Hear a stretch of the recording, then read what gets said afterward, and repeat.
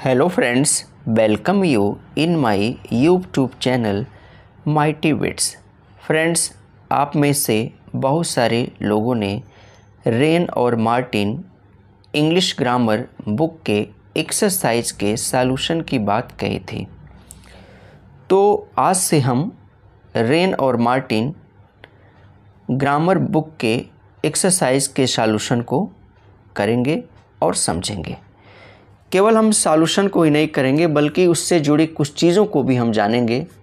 Exercise में जो भी क्वेश्चंस दिए हुए हैं, तो क्वेश्चंस ऐसे नहीं होते। कुछ क्वेश्चंस पोएम की लाइनें हो जाती हैं, कुछ आपका क्या होता है प्रॉवर्ब हो जाता है, कुछ ईडियम्स हो जाते हैं, कुछ ऐसे रोचक कहानियों से जुड़े क्या होती हैं लाइनें होती हैं। तो इन सारी चीज़ों को हम क्या करेंगे, आपको बताएंगे। केवल ऐसा नहीं कि हम बता देंगे कि इसका सॉल्यूशन ये है। उससे जुड़े जो भी सेंटेंस होंगे और उस सेंटेंस से जुड़ी जो बातें रहेंगी, उस बातों को भी हम क्या करेंगे, आपको बताएंगे और क्या करेंगे, समझाएंगे।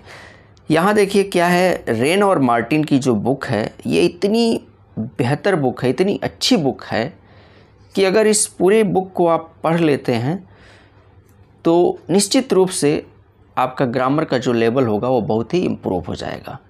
इसलिए जितने भी टीचर्स हैं रेन और मार्टिन बुक को क्या करते हैं, प्रीफर करते हैं।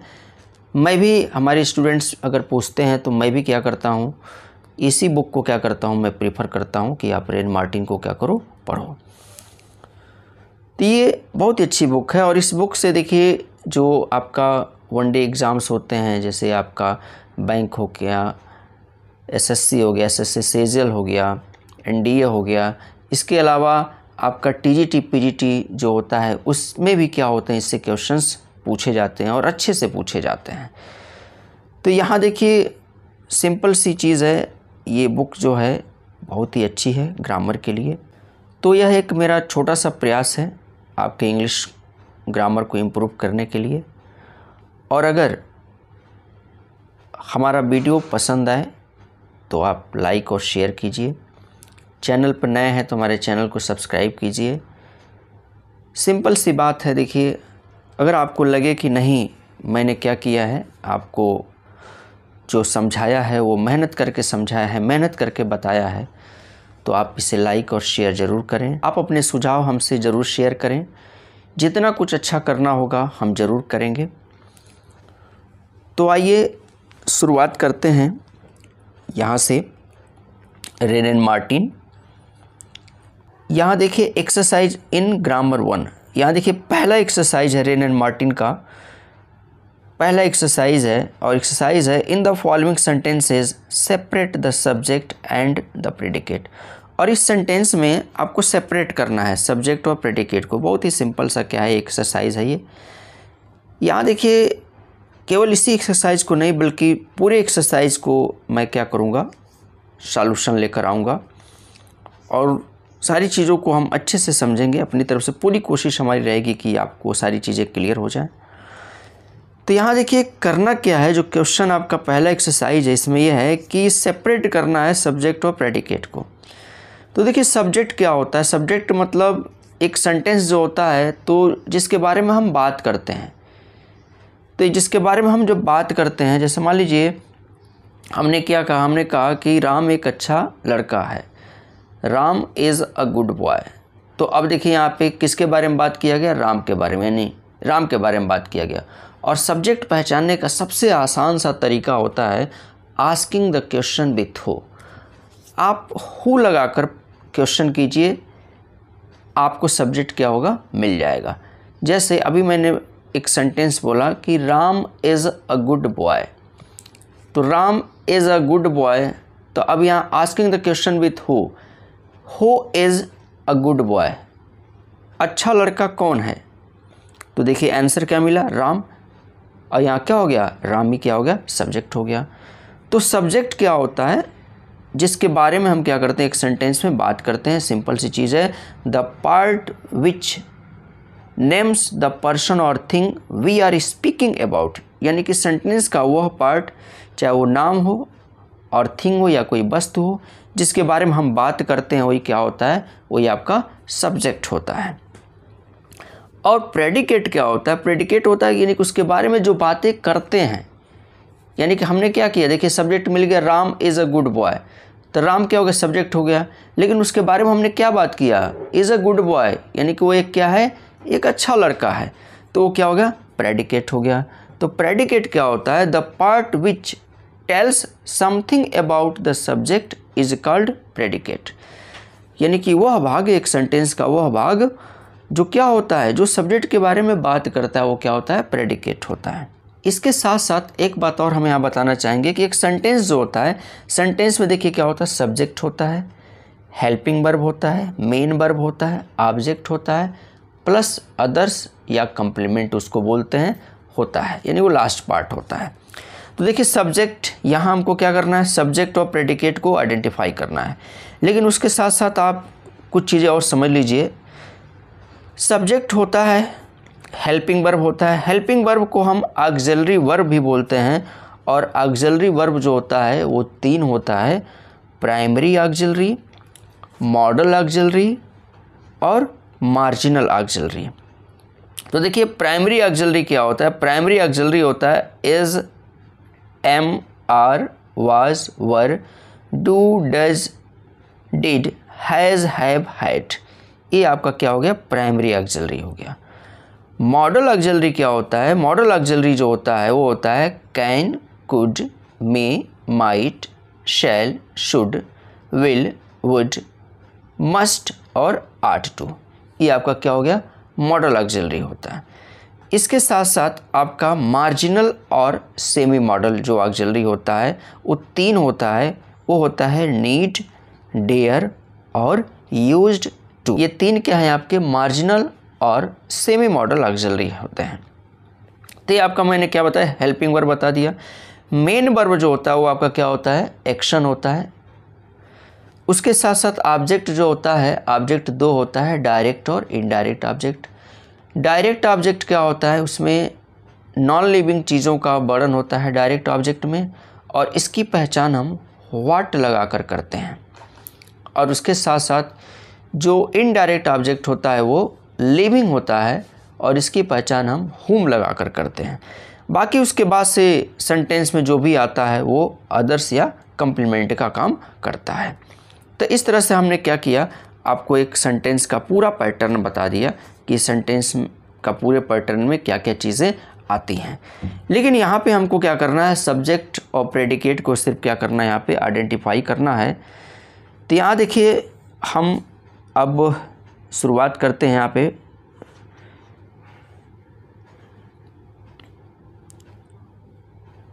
जो पहला सेंटेंस है, द कैकलिंग ऑफ गीज सेव्ड रोम। देखिए सेंटेंस क्या है, द कैकलिंग ऑफ गीज सेव्ड रोम। कैकलिंग का मतलब क्या होता है, कैकलिंग का मतलब होता है कर्कश आवाज़ होती है, तीखी आवाज़ जो होती है उसी को हम क्या करते हैं, कैकलिंग कहते हैं। और गीज का मतलब आपको पता है, गूज, यानी कि हंस का क्या है, यहाँ पे गूज का प्लूरल फॉर्म गीज है। यहाँ पे कह रहे हैं कि कैकलिंग ऑफ गीज सेव्ड रोम। तो अभी हमने देखिए बताया आपको कि सब्जेक्ट की पहचान कैसे करते हैं, आस्किंग द क्वेश्चन विथ हो। यहाँ जब आप क्वेश्चन करेंगे कि रोम को कौन बचाया, यहाँ पे देखिए क्या होगा, आप क्वेश्चन कीजिए कि रोम को कौन बचाया, तो आपको आंसर क्या मिलेगा, द कैकलिंग ऑफ गीज। ये क्या हो गया, ये आपका सब्जेक्ट हो गया। अब बाकी इसके बाद से जो होगा वो क्या हो जाएगा, आपका प्रेडिकेट हो जाएगा। अब देखिए ये तो मैंने सीधे सीधे बता दिया कि द कैकलिंग ऑफ गीज क्या हो गया, आपका सब्जेक्ट हो गया, और सेव्ड रोम क्या हो गया, आपका प्रेडिकेट हो गया। अब यहाँ देखिए हमने अभी बताया कि एक्सप्लेन भी करेंगे, यानी कि जो भी एक सेंटेंस रहेगा, अगर वास्तव में उस सेंटेंस के बारे में कोई कहानी रहेगी उससे जुड़ी, तो उसको भी क्या करेंगे, हम समझाएंगे। तो यहाँ देखिए द कैकलिंग ऑफ गीज सेव्ड रोम है, यहाँ इसका अर्थ है कि हंसों की कर्कश आवाज़ ने रोम को बचाया। हंसों की कर्कश आवाज़ ने रोम को बचाया, इसकी हिंदी है। तो अब देखिए एक कहावत है, और इस कहावत के पीछे क्या एक हिस्टोरिकल इवेंट है, एक ऐतिहासिक घटना है। और ऐतिहासिक घटना क्या है, जो गालिस थे, गालिस जो हैं, जो गॉल मतलब थे, उन्हीं को क्या कहा गया, गॉलिस कहा गया। रात के अंधेरे में रोम में घुसने की कोशिश कर रहे थे, लेकिन वहाँ पे क्या थे, जो हंस थे वो क्या हो गए, वो शोर मचाना शुरू कर दिए। और जब वो शोर मचाना जब शुरू कर दिए तो वहाँ पे जो रोमन थे वो क्या हो गए, वो सतर्क हो गए और इस तरह से वो क्या हो गए, अपने बचाव के लिए तैयार हो गए और उनको पूरा मौका मिल गया, सतर्क हो गए। और इस तरह से जो गालिस जो थे उनका कोई क्या हुआ, प्रभाव नहीं पड़ा रोम के ऊपर। रोम क्या हुई, उस लड़ाई में जीत गई। तो एक एग्ज़ाम्पल है यहाँ पे, सेंस यह है, इस जो कहावत है, इस कहावत का सेंस ये है कि अगर कोई भी इंसान है, अगर वो क्या होता है, वो सतर्क होता है, वो एक्टिव रहता है, तो बड़ी से बड़ी मुसीबत भी उसका कुछ बिगाड़ नहीं सकती है। अगर वो सतर्क है, सिंपल सी चीज़ है। अगर हम वास्तव में तैयारी कर रहे हैं, प्रिपरेशन कर रहे हैं, तो हम किस लेवल का प्रिपरेशन कर रहे हैं ये बहुत मायने रखता है। अब ऐसा नहीं कि हम प्लान कर लिए, दुनिया भर का प्लान कर ले रहे हैं कि नहीं हम इतने बजे उठेंगे, इतने बजे पढ़ेंगे, इतने बजे ये करेंगे, और उसके बाद से क्या हो रहा है, उसको इम्प्लीमेंट कर ही नहीं रहे हैं, तो इससे कुछ होने जाने वाला नहीं है। आप अगर प्लान कर रहे हैं तो उसको इम्प्लीमेंट भी करना है। आप अगर पढ़ना चाहते हैं, आपने मूड बनाया कि नहीं मुझे पढ़ना है, तो पढ़ना है। बाकी चीज़ों को आप क्या कीजिए, साइड में रख दीजिए, कोई लेना देना नहीं है। सब कुछ क्या है, वेरिएशन है लाइफ में, एवरीथिंग इज़ ए वेरिएबल। कोई साथ देने वाला नहीं होगा जब आप अकेले होंगे, जब आप परेशान होंगे, आप खुद मतलब क्या होंगे, अपने लिए ताकत बनेंगे, बाकी किसी का कुछ लेना देना नहीं है। तो सिंपल सी चीज़ है, देखिए यहाँ पे जो है, द कैकलिंग ऑफ गीज जो है सेव्ड रोम, ये कहावत है और इसके पीछे की जो कहानी रही मैंने बता दिया। रोम से रिलेटेड क्या एक स्टोरी है, यहाँ पे हिस्टोरिकल इवेंट है। और ये जो सेंटेंस है हमको मैसेज देता है, ये भी हमने बता दिया कि आप अगर अलर्ट हैं अपने कर्तव्यों को लेकर, अपने कार्यों को लेकर, तो जाहिर सी बात है आपको सफलता आज नहीं तो कल मिलेगी ही मिलेगी। नाउ देखिए सेकंड क्वेश्चन, जो सेकंड क्वेश्चन इसमें, the boy stood on the burning deck. यहाँ देखिए एकदम सिंपल सा है, the boy stood on the burning deck. तो देखिए कौन स्टूड हुआ बर्निंग डेक पे, तो आंसर मिला आपको द बॉय, तो ये आपका क्या हो गया, सब्जेक्ट हो गया। और stood on the burning deck ये क्या हो गया, आपका प्रेडिकेट हो गया। तो ये तो सिंपल सा है। आगे चलते हैं थर्ड क्वेश्चन की तरफ। तीसरा देखिए जो क्वेश्चन है, तीसरा क्वेश्चन है, Tubal Cain was a man of might. देखिए ट्यूबेल केन, तो यहाँ देखिए क्या है, तीसरे क्वेश्चन में आस्किंग द क्वेश्चन, आप क्वेश्चन कीजिए। अब देखिए who was a man of might, तो आपको आंसर क्या मिलेगा, ट्यूबेल केन, तो ये आपका सब्जेक्ट हो गया। और was a man of might ये क्या हो गया, आपका प्रेडिकेट हो गया। फोर्थ क्वेश्चन जो है, फोर्थ क्वेश्चन है, stone walls do not make a prison. देखिए यहाँ पे क्या है, स्टोन वॉल्स यानी कि पत्थर की जो दीवारें हैं ना, वो जेल नहीं बनाती। अब यहाँ पर देखिए इससे भी एक जुड़ा स्टोरी है, इसको आप समझ लीजिए। जो चौथा सेंटेंस है, stone walls do not make a prison, तो सबसे पहले इसमें देखिए क्या है, हम सब्जेक्ट और प्रेडिकेट को समझ लेते हैं। आप जब क्वेश्चन करेंगे हु लगाकर, तो stone walls do not make a prison यानी कि who do not make a prison, तो आंसर क्या मिलेगा, स्टोन वॉल्स, ये आपका क्या हो गया, सब्जेक्ट हो गया। और do not make a prison ये आपका प्रेडिकेट हो गया। तो यहाँ देखिए क्या हो गया, स्टोन वॉल्स आपका subject, do not make a prison ये आपका क्या हो गया, प्रेडिकेट हो गया। अब यहाँ पर देखिए जो इसका अर्थ है कि पत्थर की दीवारें जेल नहीं बनाती, तो ये कहावत है ये। और ये जो कहावत है वो लिया गया, किससे लिया गया है, रिचर्ड लवलिस की कविता जो है टू अल्थिया फ्रॉम प्रिजन से लिया गया है। किससे लिया गया है, रिचर्ड लवलिस की कविता टू अल्थिया फ्रॉम प्रिजन से लिया गया है। वास्तव में देखिए ये लाइन जो है ना, एक वास्तविक जो है, एक रियल जो क्या होता है प्रिजन होता है ना, उसको ये परिभाषित नहीं करती है। यह मन और आत्मा की स्थिति को क्या करती है, बताती है। तो इसमें जो बताया ना कि जो भौतिक दीवारें और सलाखें मौजूद हो सकती हैं, लेकिन वो उस व्यक्ति को पूरी तरह से कैद नहीं कर सकती जिसका मन और आत्मा क्या है, स्वतंत्र है। सिंपल सी चीज़ क्या है, सेंस ये है कि जैसे मान लीजिए कि क्या है, एक प्रिजन है, तो प्रिजन में क्या है, आप कैद हो सकते हैं, लेकिन आपकी मन और आत्मा कैद नहीं हो सकती, वो स्वतंत्र है। आप फ्री माइंड होकर क्या कर सकते हैं, आप कुछ सोच सकते हैं। तो मन और आत्मा को क्या किया जा सकता है, इसको कैद नहीं किया जा सकता। तो उसी पोयम की क्या है, एक लाइन है ये, stone walls do not make a prison. आगे चलिए, क्वेश्चन है the singing of the birds delights us. देखिए यहाँ पे, तो अब आप क्या कीजिए, asking the question with who, the singing of the birds delights us. Question करेंगे हु डिलाइट्स अस, यानी कि हमें कौन खुश करता है, हमें कौन आनंदित करता है। आंसर क्या मिलेगा, the singing of the birds. ये देखिए आपका क्या हो गया, ये सब्जेक्ट हो गया सिंगिंग ऑफ द बर्ड्स, और डिलाइट अस क्या हो गया आपका, ये प्रेडिकेट हो गया। सिंपल सामने जो क्वेश्चन का आंसर बताया है कि कैसे उस क्वेश्चन का आंसर हम करेंगे, asking the question with who करेंगे, सब्जेक्ट मिलेगा, और उसके बाद से जो होगा वो क्या होगा, वो प्रेडिकेट होगा। देखिए क्वेश्चन नंबर 6 है,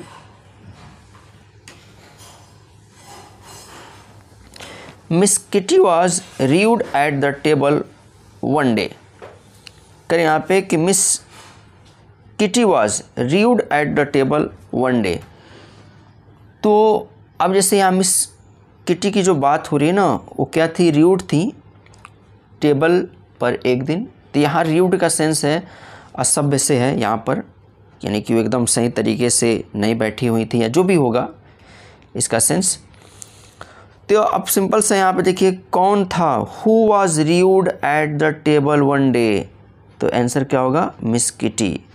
तो ये आपका सब्जेक्ट हो गया मिस किटी, और was rude at the table one day क्या हो गया, आपका प्रेडिकेट हो गया। आगे चलते हैं क्वेश्चन नंबर 7 पर। तो क्वेश्चन नंबर 7 है he has a good memory. तो देखिए who has a good memory, answer क्या होगा, ही। तो ही आपका सब्जेक्ट हो गया, हैज़ अ गुड मेमोरी क्या हो गया, प्रेडिकेट हो गया। बहुत ही आसान है। आगे चलते हैं क्वेश्चन नंबर 8 की तरफ। Question number 8, bad habits grow unconsciously. ये कह रहे हैं कि बैड हैबिट यानी कि बुरी जो आते हैं ना, वो क्या होती हैं, वो बढ़ती हैं कैसे, अनकॉन्शियसली। इसका मतलब होता है अनजाने में, आपको क्या होता है, पता नहीं चलता है। यानी कि बुरी आदतें जो होती हैं, आपको पता नहीं होता कि आपके अंदर क्या ये बुरी आदतें डेवलप हो रही हैं, वो कल्टीवेट हो रही हैं, आपको पता नहीं चलेगा। तो यहाँ देखिए क्या है, सिंपल सा है, यानी कि कौन है जो क्या होता है, अनजाने में डेवलप होता है, विकसित होता है। तो आपको आंसर क्या मिलेगा, bad habits. It means question number 8 में क्या होगा, सब्जेक्ट आपका बैड हैबिट्स हो गया, और इसके बाद से ये प्रेडिकेट हो गया। आगे चलते हैं क्वेश्चन नंबर 9 की तरफ। The earth revolves round the sun. ये तो सिंपल सा है, यानी कि पृथ्वी क्या होती है, सूर्य के चारों ओर चक्कर लगाती है। तो कौन चक्कर लगाता है यहाँ पर, एकदम सिंपल सा देखिए, द अर्थ आपका सब्जेक्ट हो गया, अब बाकी ये क्या हो गया, आपका प्रेडिकेट हो गया। अब नेक्स्ट क्वेश्चन की तरफ चलते हैं। Question number 10, nature is the best physician. यानी कि जो नेचर है ना, वो क्या है, बेस्ट फिजिशियन है। नेचर एक अच्छी क्या है, चिकित्सक है, फिजिशियन है। सेंस क्या है इसका, नेचर को ऑल इन वन यहाँ पे कहा गया है। और रही बात नेचर की, तो देखिए नेचर का जैसे ही जिक्र आता है, हम विलियम वर्ड्सवर्थ के बारे में सोचने लगते हैं। William Wordsworth is called poet of nature. उन्होंने नेचर को बहुत ही बखूबी तरीके से अपने पोएम्स में क्या किया है, बताया हुआ है, समझाया हुआ है। And for William Wordsworth nature is everything. उनके लिए नेचर हर चीज़ है। वो उसको बिलव्ड मानते हैं, फ्रेंड मानते हैं, सिस्टर मानते हैं, मदर मानते हैं। सारी चीज़ें क्या है, नेचर में है, अकॉर्डिंग टू विलियम वर्ड्सवर्थ। और उनके कुछ ऐसे पोएम्स हैं, जैसे आपके टिंटन एबी हो गया, रिकलेक्शन ऑफ चाइल्डहुड हो गया, डैफोडिल्स हो गया, टेबल टर्न्स हो गए।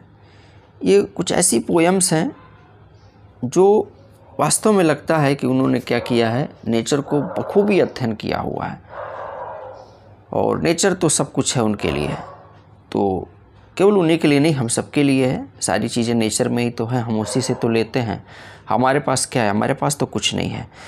तो सिंपल सा है, देखिए यहाँ सब्जेक्ट क्या है आपका, जो क्वेश्चन नंबर 10 है, यानी कि nature is the best teacher. तो कौन है बेस्ट टीचर भाई, asking the question with who, तो नेचर आएगा आपका सब्जेक्ट और is the best physician predicate हो जाएगा ये आपका।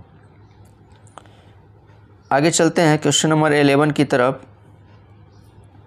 Question number 11, Edison invented the phonograph. देखिए अब यहाँ पर है कि Edison invented the phonograph. Edison ने क्या किया, फोनोग्राफ बनाया। देखिए जो फोनोग्राफ है, तो फोनोग्राफ क्या होता है, एक यंत्र होता है जो क्या करता है, ध्वनि को रिकॉर्ड करता है। और इसका दूसरा नाम ग्रामोफोन भी है। इसका दूसरा नाम क्या है, ग्रामोफोन भी इसका दूसरा नाम है। और पहले शुरुआती समय में जो चीज़ें क्या होती थी, जो रिकॉर्ड होती थी, वो इसी से होती थी, फोनोग्राफ या ग्रामोफोन से ही क्या होता था, चीज़ें रिकॉर्ड किया जाता था। और सिंपल सी देखिए यहाँ पे लिखा है कि एडिशन इन्वेंटेड द फोनोग्राफ। रही बात एडिशन की, तो एडिशन के बारे में देखिए सारे लोग जानते हैं। इलेक्ट्रिक बल्ब को भी क्या किया, एडिशन ने बनाया। और एडिशन के बारे में बहुत ही ऐसी मोटिवेशनल चीज़ें हैं जो हम सबको क्या करती हैं, इंस्पायर करती हैं। एक ऐसा स्टूडेंट जिसको कोई टीचर पसंद नहीं करते थे और क्वेश्चंस इनके थोड़ा सा बेतुके होते थे, इरिटेट हो जाते थे टीचर। और एक दिन ऐसा समय आया कि एडिशन एक लेटर के साथ आते हैं, अपनी माँ को देते हैं। और उसके बाद से उस लेटर को उनकी माँ पढ़ती हैं और एडिशन पूछते हैं कि माँ इस लेटर में क्या लिखा है। तो उनकी माँ बताती हैं कि देखो बेटा, इसमें ये लिखा है कि आपका जो लड़का है ना, एक्स्ट्रा ऑर्डिनरी है, बहुत ही ब्रिलियंट है, और हमारे पास इतने काबिल टीचर नहीं हैं कि इसको पढ़ा सकें, इसलिए आज से मैं तुम्हें पढ़ाऊँगी। तो आप सबको पता है कि माँ से बड़ा कोई नहीं है। माँ सबसे बड़ी योद्धा होती है। जहाँ उसको जैसे ज़रूरत होती है अपने बच्चों के लिए, वहाँ उसके लिए क्या रहती है, वो तैयार रहती है। और यहाँ पे एडिशन को उनकी माँ ने क्या किया, मोटिवेट किया। और एक ऐसा बालक, बहुत सारे फ़नी स्टोरीज़ भी उनके लाइफ के बारे में है, उस पर डिस्कस नहीं करेंगे हम। एक ऐसा बालक जिसको सब लोग मंदबुद्धि कहते थे, वो क्या करता है, इलेक्ट्रिक बल्ब बनाता है, ग्रामोफोन बनाता है। और लास्ट में जब उनकी माँ की डेथ हो जाती है, तब ये एडिशन काफ़ी फेमस जब हो गए रहते हैं। और वो जब लेटर मिलता है तो उसमें लिखा रहता है कि आपके बेटे में ऐसा कुछ नहीं है जिसको क्या किया जाए, पढ़ाया जाए। ये कुछ भी समझ नहीं सकता, ये क्या है, इसका माइंड उतना डेवलप नहीं है, ये बिल्कुल क्या है, पढ़ने लायक स्टूडेंट नहीं है, इसलिए हम इसको स्कूल से निकाल रहे हैं। अब सोचिए कि किस प्रकार से इतनी नेगेटिव बातें एडिशन के बारे में लिखी गई थी, और इस नेगेटिव बात को उनकी माँ ने क्या किया, पॉजिटिव में बदल दिया और एडिशन को एक बहुत बड़ा साइंटिस्ट बना दिया। तो यहाँ देखिए क्या है, ये है माँ। माँ का रोल इस दुनिया में सबसे बड़ा है और उसका जगह कोई ले नहीं सकता है। तो यहाँ देखिए थोड़ा सा हमने एडिशन के बारे में एक बात बता दिया। और यहाँ पे एक एडिशन इन्वेंटेड द फोनोग्राफ। तो यहाँ देखिए हु इन्वेंटेड, अगर आप क्वेश्चन करेंगे कि हु इन्वेंटेड द फोनोग्राफ, तो आपको आंसर क्या मिलेगा, एडिशन, यानी कि सब्जेक्ट क्या हो गया, एडिशन हो गया। और इन्वेंटेड द फोनोग्राफ आपका प्रेडिकेट हो गया। यहाँ एक वर्ड आया है इन्वेंटेड, ये आपका इन्वेंटेड। अब यहाँ पर देखो एक चीज़ और बता दें आपको, ये भी क्वेश्चंस पूछता है कि अगर आपसे कोई क्वेश्चन पूछता है कि डिस्कवर्ड और इन्वेंटेड में क्या अंतर होता है। जैसे अब एक लाइन आती है, Vasco D gamma discovered India, या क्रिस्टोफर कोलंबस डिस्कवर्ड अमेरिका। लेकिन यहाँ पर एडिशन डिस्कवर्ड द फोनोग्राफ नहीं आया, यहाँ पे इन्वेंटेड आया। तो डिस्कवर्ड क्यों नहीं आया, ये चीज़ मैं आपको यहाँ पर बता दूँ। देखिए जो डिस्कवर होता है, डिस्कवर का मतलब भी खोज करना होता है, इन्वेंटेड का मतलब भी क्या होता है, खोजना ही होता है। लेकिन दोनों में अंतर क्या होता है, अंतर ये होता है कि डिस्कवर्ड का मतलब ये होता है कि वो चीज़ पहले से है, उसका क्या करना है, पता लगाना है। और इन्वेंटेड का मतलब हुआ नहीं, वो चीज़ पहले से नहीं है, आप क्या कर रहे हैं, आप खुद मतलब उसको एक तरह से बना रहे हैं, आविष्कार कर रहे हैं। रियल मीनिंग इन्वेंटेड का आविष्कार होगा, आविष्कार कर रहे हैं। जैसे देखिए Edison invented the phonograph, phonograph पहले नहीं था, इलेक्ट्रिक बल्ब पहले नहीं था, लेकिन एडिशन ने क्या किया, उसको क्या किया, इन्वेंट किया। इसलिए यहाँ पे इन्वेंट का यूज़ किया गया है, डिस्कवर्ड का यूज़ नहीं किया गया है। क्योंकि देखिए वास्को डी गामा जो हुआ, जो भारत की खोज किया 1498 में, यहाँ पे क्या था, वो पुर्तगाली था और समुद्री मार्ग से क्या हुआ था, भारत आया था। तो 1498 में 1498 में क्या किया था उसने, भारत की खोज किया था। तो ऐसा नहीं कि भारत पहले से नहीं था, भारत पहले से था, तो उसकी खोज पहले से भारत था, उसकी खोज किया, तो इसलिए उस वहाँ पे क्या किया गया, डिस्कवर्ड का प्रयोग किया गया। डिस्कवर हम वहाँ पे क्या करते हैं, यूज करते हैं। लेकिन एडिशन ने क्या किया, इलेक्ट्रिक बल्ब, ग्रामोफोन को इन्वेंट किया, यानी कि ये चीज़ पहले से नहीं थी। तो सिंपल सा है, जो चीज़ पहले से रहता है हम उसका पता लगाते हैं बस, तो उसके लिए हम क्या करते हैं, डिस्कवर का यूज़ करते हैं।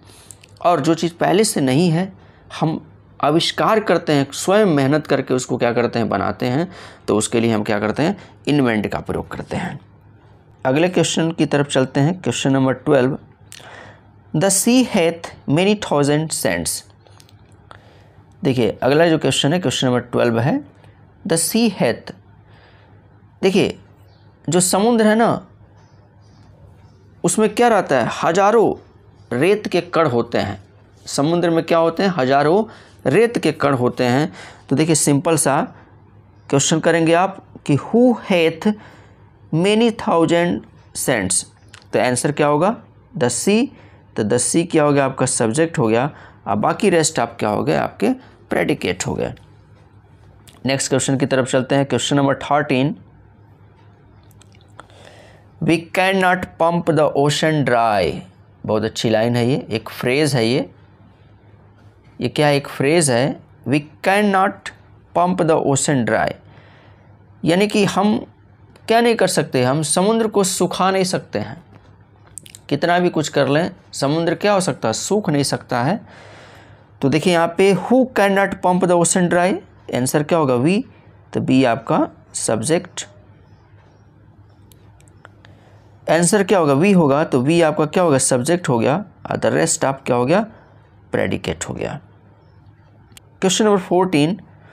Borrowed garments never fit well, यानी कि 14 नंबर जो है ना क्वेश्चन, कि उधार के कपड़े कभी फिट नहीं होते। जैसे आप मान लीजिए कि कपड़े उधार के मांग के पहन रहे हैं, तो वो आपके तो है नहीं, तो कहाँ से आप में फिट बैठेंगे।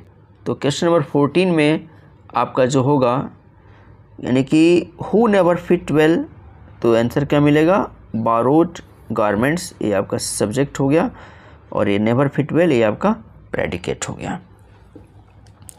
आगे चलते हैं क्वेश्चन नंबर 15 की तरफ। The early bird catches the worm. बहुत अच्छी लाइन ये भी है, क्वेश्चन नंबर जो 15 है, बहुत अच्छी लाइन है। एक फ्रेज़ है, एक फ्रेज़ है जो कि एक बहुत बड़ा मैसेज देता है। तो पहले तो सब्जेक्ट और प्रेडिकेट को इसमें हम आइडेंटिफाई कर लेते हैं, उसके बाद से हम क्या करेंगे, इसको समझाएंगे कि इसका सेंस क्या है। तो देखिए यहाँ अगर आप क्वेश्चन करेंगे हु लगाकर कि हु कैचेस द वर्म, तो आंसर मिलेगा द अर्ली बर्ड, ये आपका क्या हो गया, सब्जेक्ट हो गया, कैचेज द वार्म क्या हो गया आपका, प्रेडिकेट हो गया। तो सिंपल से है, यानी कि सब्जेक्ट क्या हो गया, the early bird. Early bird का मतलब क्या हो गया, यानी कि सबसे पहले उठने वाला। हम सब जैसा जानते हैं कि चिड़ियाएँ क्या होती हैं, सबसे पहले जग जाती हैं और अपने दिनचर्या में लग जाती हैं, भोजन की तलाश में क्या होती हैं, वो निकल पड़ती हैं। तो इसका जो सेंस है, इसका सेंस है कि the early bird catches the warm, यानी कि जो चिड़िया सबसे पहले उठती है ना, वही क्या करती है, वही पहले वार्म यानी कि कीटाणुओं को वही पकड़ती है अपने खाने के लिए। तो देखो ये क्या है, ये आपका फ्रेज़ है और सिंपल सा है।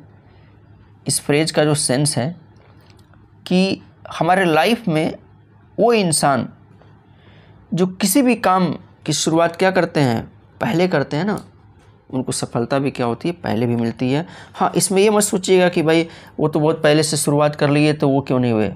जैसे कभी कभी कुछ ऐसी चीज़ें होती हैं जिसको हम नहीं जानते हैं। हर बंदा क्या होता है, अपनी बहुत सारी चीज़ों को शेयर नहीं करता है, तो आप उसके बारे में नहीं जानते हैं।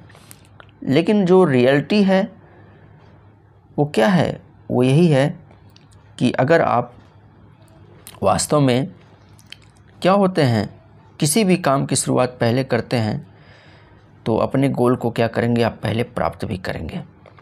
जैसे जो चिड़िया होती है वो क्या करती है, पहले मतलब जागती है और उसके पास ज़्यादा चांस होता है उन कीटाणुओं को पकड़ने के लिए किस चिड़िया से पहले, जो उससे बाद में उठती हैं। यही कारण होता है कि हर चिड़ियाएँ क्या होती हैं, पहले उठकर अपने दिनचर्या में लग जाती हैं, अपने भोजन की तलाश में वो चली जाती हैं। तो लाइफ में भी यही होता है कि अगर हम जितना पहले जगेंगे, जितना मेहनत करेंगे लाइफ में, उतना हमको क्या मिलेगा, सफलता मिलेगा। आगे चलते हैं, क्वेश्चन नंबर 16 है। Question number 16, all matter is indestructible.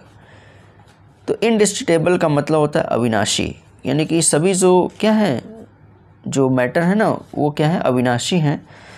तो सिंपल सा है, देखिए क्वेश्चन नंबर 16 का, क्वेश्चन नंबर 16 में आपका क्या होगा, कौन इनडिस्ट्रीटेबल है, तो ऑल मैटर ये आपका सब्जेक्ट हो गया और इज़ इनडिस्ट्रीटेबल क्या हो गया आपका, इनडिस्ट्रीटेबल ये क्या हो गया आपका, प्रेडिकेट हो गया। देखिए क्वेश्चन नंबर 17 है, Islamabad is the capital of Pakistan. देखिए यहाँ पे अब ये क्या है, सिंपल सा है, who is the capital of Pakistan. Subject आपका इस्लामाबाद हो गया, द रेस्ट आप क्या हो गया, आपके प्रेडिकेट हो गया।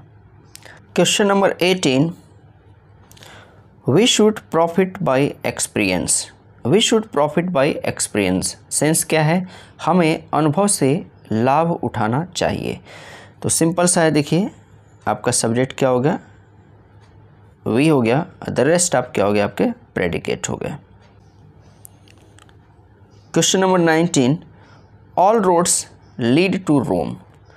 करें यहाँ पे 19 क्वेश्चन में, यानी कि all roads lead to Rome, सभी सड़कें रोम को जाती हैं।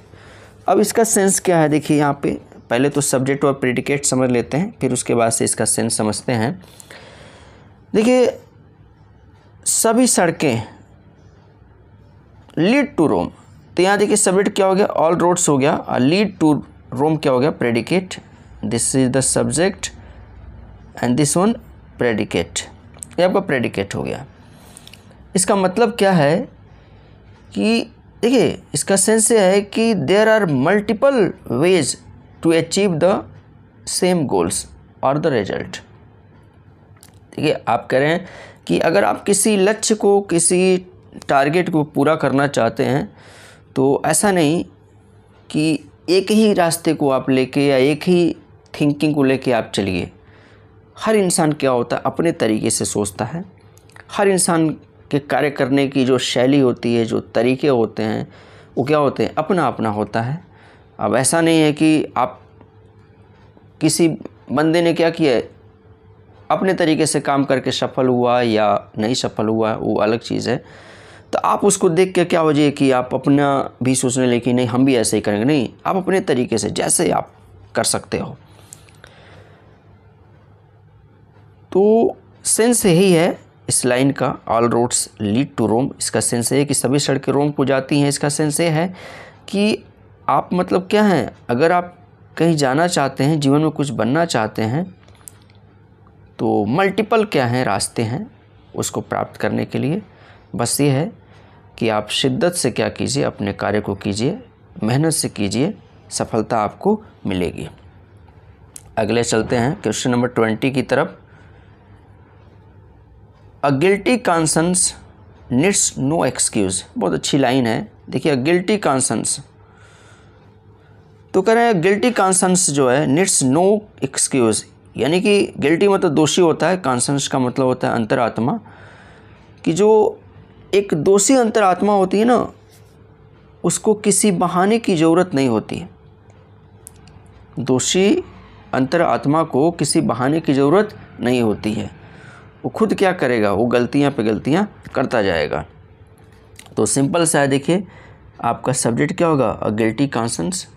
क्वेश्चन नंबर 20 में आपका गिल्टी कॉन्शंस क्या हो गया, आपका सब्जेक्ट हो गया। और नीड्स नो एक्सक्यूज़ क्या हो गया, आपका प्रेडिकेट हो गया। आगे चलते हैं क्वेश्चन नंबर 21 पे। The beautiful rainbow soon faded away. ये भी अच्छी लाइन है। द ब्यूटीफुल रेनबो यानी कि एक खूबसूरत जो क्या था, रेनबो था, सून फेडेड अवे, वो क्या हो गया, जल्दी से फेडेड अवे हो गया, यानी कि उसकी जो सुंदरता थी ख़त्म हो गई।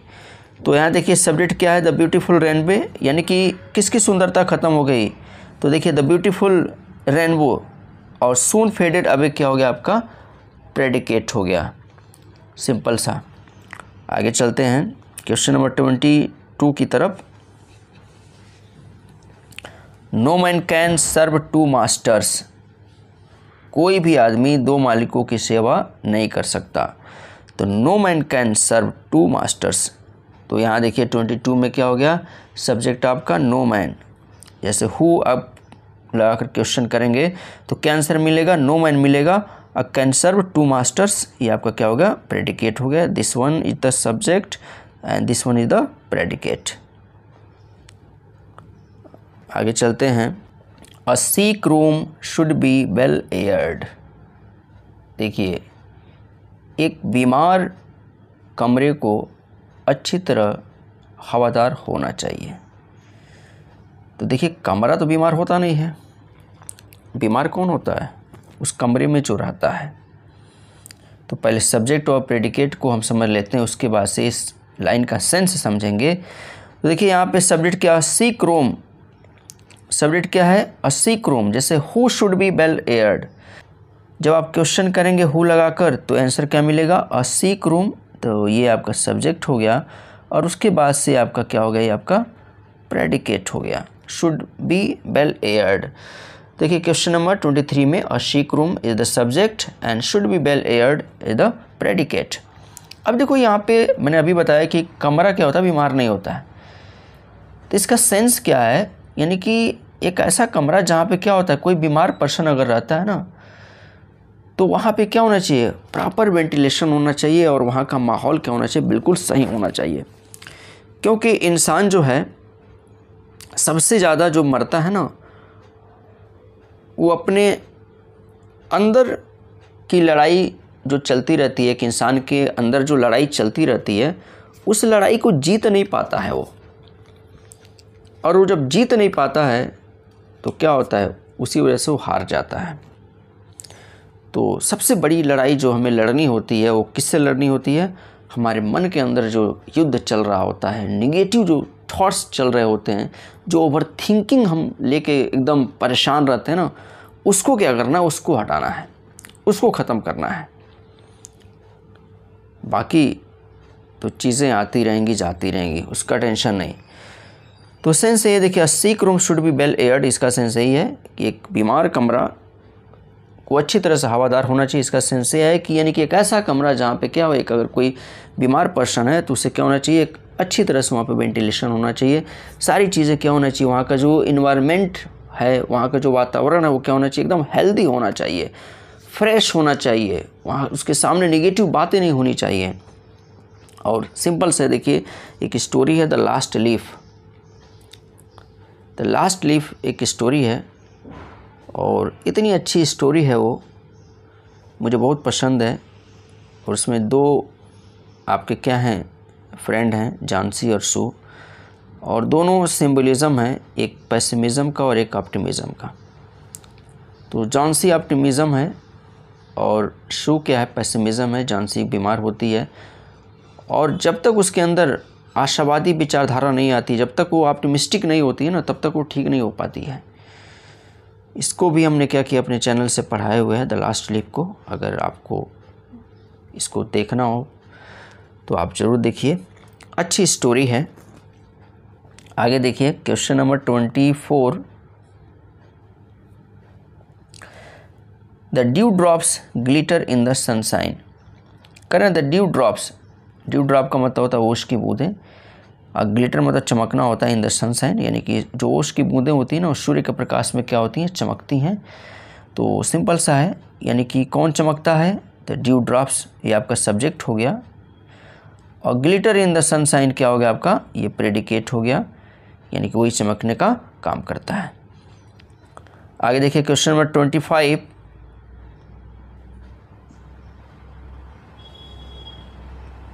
Question number 25, I shot an arrow into the air. देखिए I shot an arrow into the air, मैंने हवा में एक तीर चलाया। तो देखिए मैंने हवा में एक तीर चलाया, तो पहले सब्जेक्ट और प्रेडिकेट को हम समझ लेते हैं। तो देखिए हु शॉट, यानी कि किसने तीर चलाया, तो सब्जेक्ट क्या हो गया, आई, ये आई क्या हो गया आपका, सब्जेक्ट हो गया, और शॉट एंड द एयर क्या हो गया आपका, प्रेडिकेट हो गया, सिंपल सा। अब देखो यहाँ पे क्या है, ये जो पोयम है, एक पोयम है the arrow and the song. The arrow and the song poem है, और किसके द्वारा लिखा गया है, S.W. Longfellow, Henry Wadsworth Longfellow, Henry Wadsworth Longfellow के द्वारा क्या है लिखा गया है। बहुत अच्छी पोयम है, और इसमें जो एरो की वो जो बात कर रहे हैं ना, इसमें जो एरो की बात किए हैं, ये जो एरो है इसकी जो बात करते हैं, ये सिंबलाइज है, किसका सिंबलाइज है, किसका सिंबलिज्म है, ये सिंबलिज्म है थॉट का, ये सिंबलिज्म है थॉट का, और उसके साथ साथ किसका सिंबलिज्म है, एक्शन का, एक्शन का सिंबलिज्म है जो एरो है। अब देखिए यहाँ पर जो बात की गई है ना, जो कह रहे हैं कि आई shot an arrow into the air, तो ये जो पोयम है ये वास्तव में ये बताती है, हमारे कार्यों के प्रभाव की खोज करती है।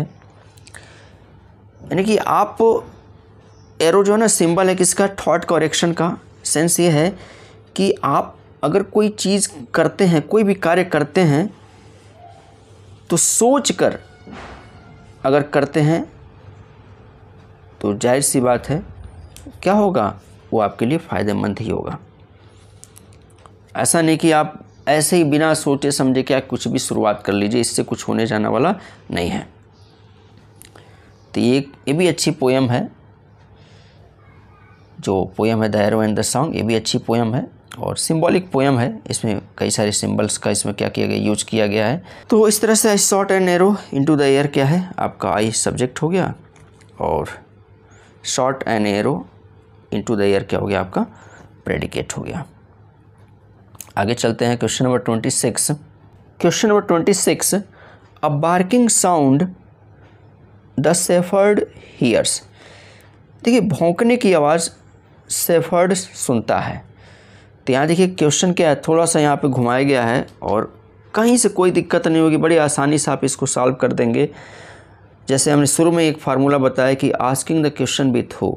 तो देखिए भौंकने की आवाज़ कौन सुनता है, तो आंसर क्या मिलेगा, शेफर्ड। तो इस तरह से सब्जेक्ट यहाँ क्या हो गया, शेफर्ड, इधर आ गया सब्जेक्ट, और उसके बाद से आपका बार्किंग साउंड हियर्स क्या हो गया आपका, ये बार्किंग साउंड और हियर्स क्या हो गया आपका, ये प्रेडिकेट हो गया। आगे चलते हैं question number 27, the last question है इस एक्सरसाइज का। एक्सरसाइज 1 में 27 क्वेश्चंस हैं। तो यहाँ देखिए है क्या, on the top of the hill lives a hermit. पहाड़ी की चोटी पर एक तपस्वी रहता है। तो on the top of the hills, तो देखिए कौन रहता है, यहाँ पे भी क्वेश्चन क्या है, थोड़ा सा घुमाया गया है, प्रेडिकेट को पहले दिया गया है, सब्जेक्ट को बाद में। तो क्वेश्चन जैसे ही करेंगे कि टॉप ऑफ द हिल पे कौन रहता है, तो आंसर क्या मिलेगा, हर्मिट। तो हर्मिट रहता है, यानी कि ये सब्जेक्ट हो गया। अब बाकी ये क्या हो गया आपके प्रेडिकेट हो गए। तो सिंपल सा है। देखिए इस वीडियो में हमने क्या समझा, हमने सब्जेक्ट और प्रेडिकेट को समझा और उससे जुड़ी जो सेंटेंसेस कुछ ऐसे रहे जिनसे जुड़ी कुछ बातें रही उसको भी हमने क्या किया, समझाया। तो फ्रेंड्स इस तरह से हम इस एक्सरसाइज को सॉल्व किए।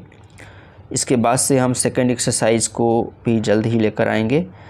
ये हमारा वीडियो कैसा लगा आप कमेंट बॉक्स में ज़रूर बताइए और आगे की वीडियो को देखने के लिए हमारे चैनल को सब्सक्राइब करें। अगर वीडियो पसंद आई हो तो शेयर करें।